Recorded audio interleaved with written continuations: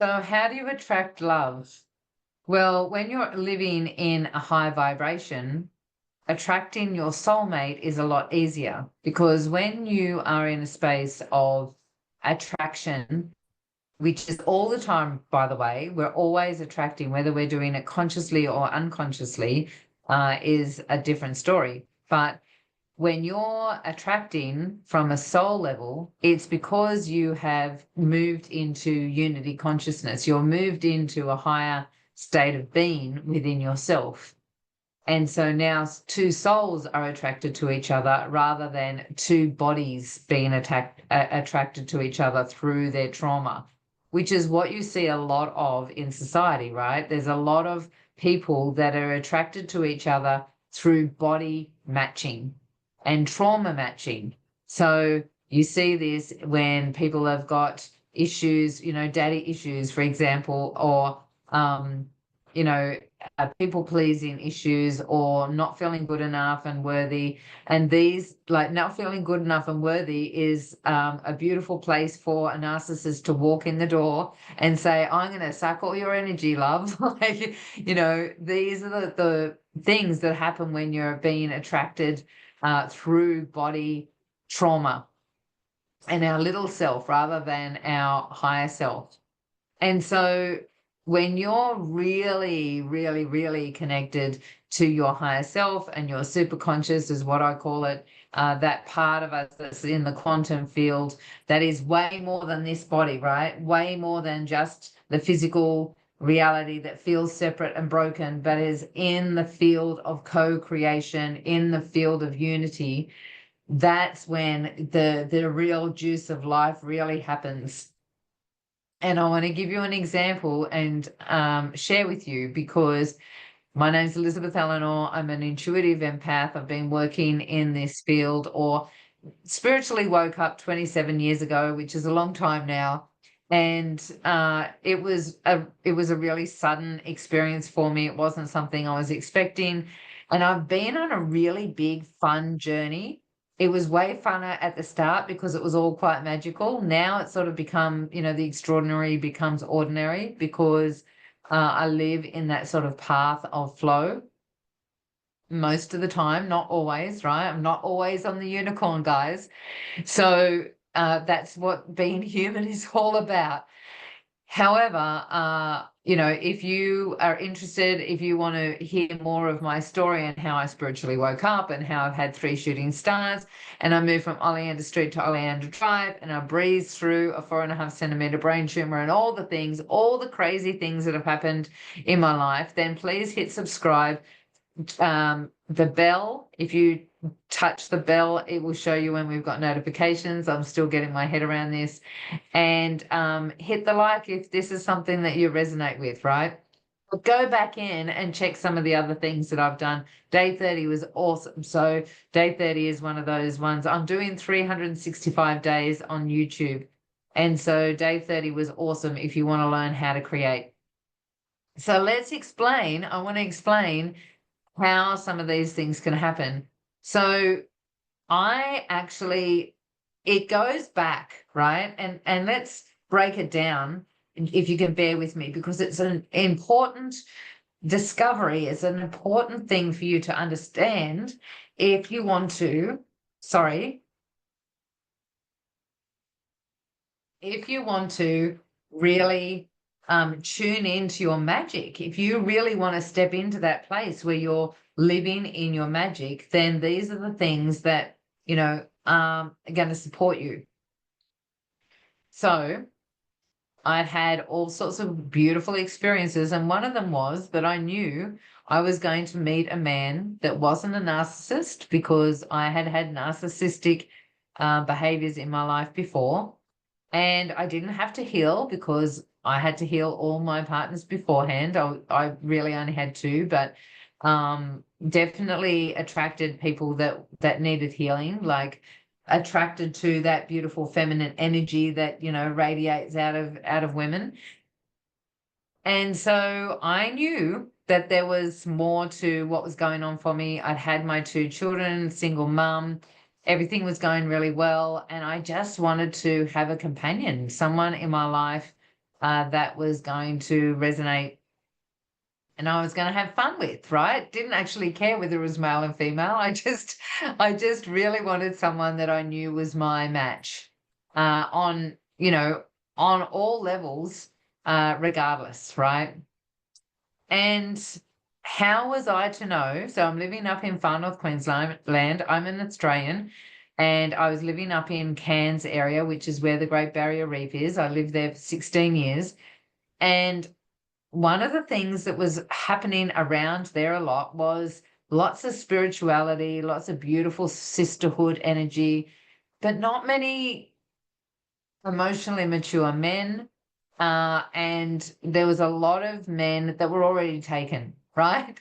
And so you get into this belief pattern because everyone's saying it, all the good ones are gone.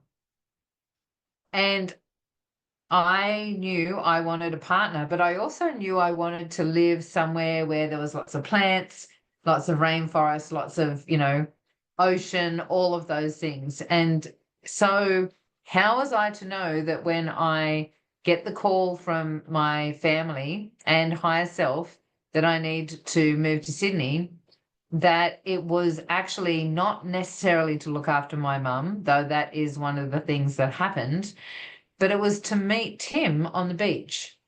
So I was in this place where my kids had moved down to Sydney, so I was the only one up in far north Queensland, and everything was going well. I lived in this unbelievably beautiful house in the rainforest, 250-year-old carry pines, a 20-year-old avocado tree, mango trees, golden bamboo in the backyard, a chook pen, snakes that would roam, chickens. I know the same. I actually had wild dingoes at one stage. I had a tree kangaroo that was rare and wasn't in any other area of Australia that I'd ring a phone number whenever I saw it. I mean, I had a stream in my backyard, you name it. I used to sleep on a bed, mattress on the bed, on the balcony with a mosquito net, and there'd be fireflies as I'm sleeping, like as I was going to sleep, right? Like I'm talking the whole 9 yards. It was a beautiful place. And I start getting from my higher self that it's time to move. And I'm like, no bloody way. I like where I'm living, right? And I kicked and screamed and didn't listen for about 6 months and didn't tell anyone. But the energy started really changing, and I slowly started going, you know what? I think I'm moving. Don't know where I'm moving, but I'm moving. Well, long story short, my mum starts getting sick living in Sydney, and I moved to Sydney, of all places, from the rainforest back to the suburbs of Sydney. I got to tell you, I was in shock for about 3 years. It was horrible. Moving back to my mum, I was in my late 40s. I'm thinking, oh my gosh, I'm going to be a spinster for the rest of my life.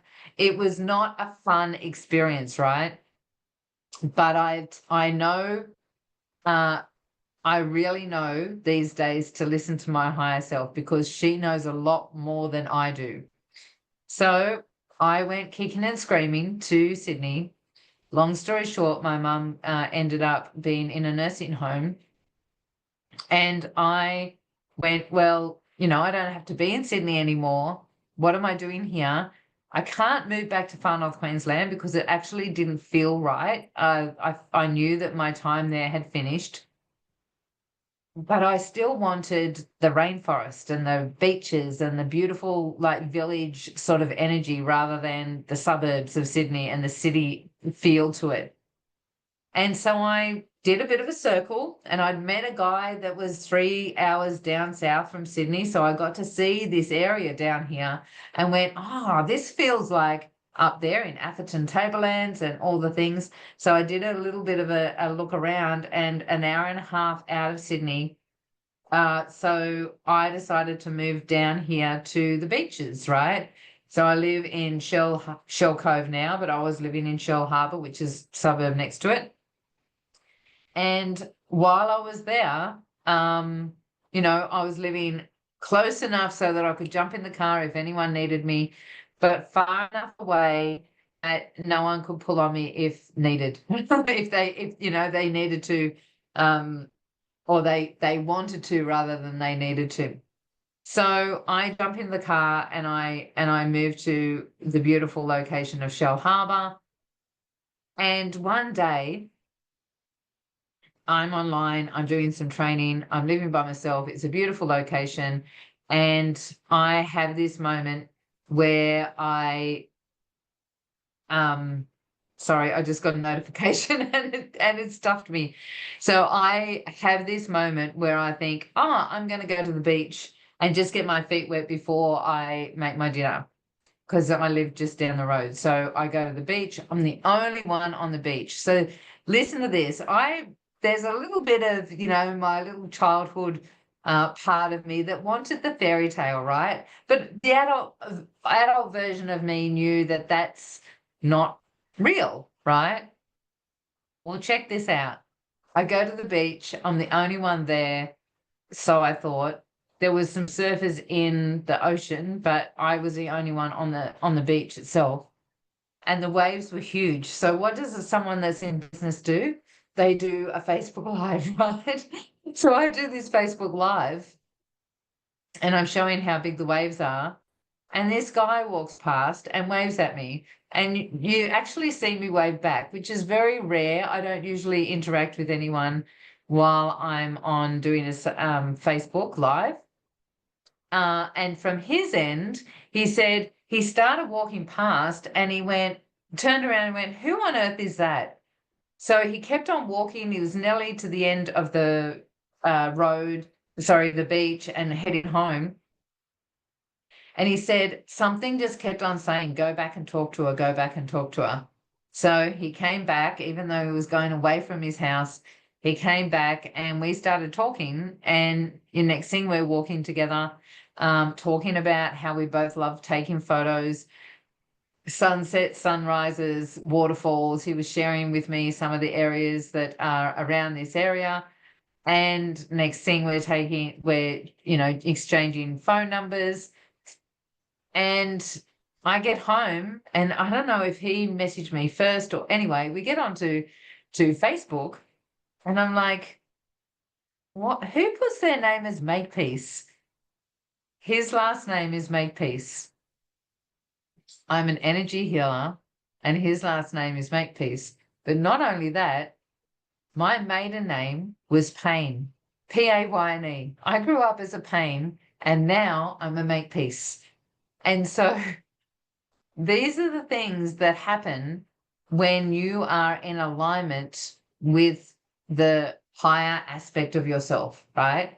These are what I call white rabbit moments, right? Following the threads of information that your higher self is always sharing with you, but you often, when you're in separation, when you feel broken, when you feel like you're not good enough, you don't see those signs. Or if you do, you see them as coincidence and you don't give them the energy that they deserve, and then don't add them up as something that you're following through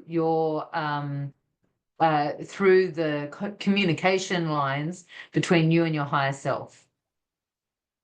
So we've been together now for 3 years. We're just starting to come out of the love bubble. So now we're moving into working on some stuff. A few things have come up, but it's still in this beautiful place where we're both completely committed to each other. We're committed to the actual relationship. We're transparent. We're honest with each other, even when it's hard. We're emotionally working together. He was a wizard in Muggles clothing. He actually didn't have much to do with spirituality, but he's really eager and keen and curious. And so he's on his own journey with that. I don't have to heal him because he's doing his own work. All the things are really beautiful. And there's definitely that soul connection, right? I'm not coming to this place from a wounded place, and he's not coming from a place. His wounds come up, and so my wounds come up as well. But I pick mine up a lot quicker than he. He's new to all this stuff, and so, but none of it's put on each other. There's no aggression. There's just this beautiful mutual understanding of let's work this out together. And so it's a really beautiful place to be. It's something I've never experienced before. And here I was, I'm like, oh my gosh, I have been able to create not only a soulmate, but in the location that I wanted, because I live in a place where there's beaches and rainforest and waterfalls and all the things that I loved about far north Queensland without the heat. So though it is hot here, but not the same heat. And so when you can line up with yourself, build a relationship with yourself, trust yourself, connect with yourself, go in and watch some of the other videos. I talked about trust yesterday. When you can move into that place and really connect with yourself and do the work and clean the stuff up, go and watch day 30. Those things are going to make a huge difference for you in your relationship with others. And now you will start creating conscious relationships because you are becoming more self-aware. You're becoming more self-assured. You're becoming more conscious. And so it only takes one person to create. It only takes one person to have a conscious relationship, believe it or not, right? Even if someone is not in that same field, you are having a conscious relationship with yourself. So you don't have those triggers anymore. And so you don't generally create the same sort of relationships that you did before through trauma bonding. So that's me. I hope you got some value out of it. Give me a thumbs up if that's the case. And all my details are below, so you can check out my website. And we will catch you tomorrow.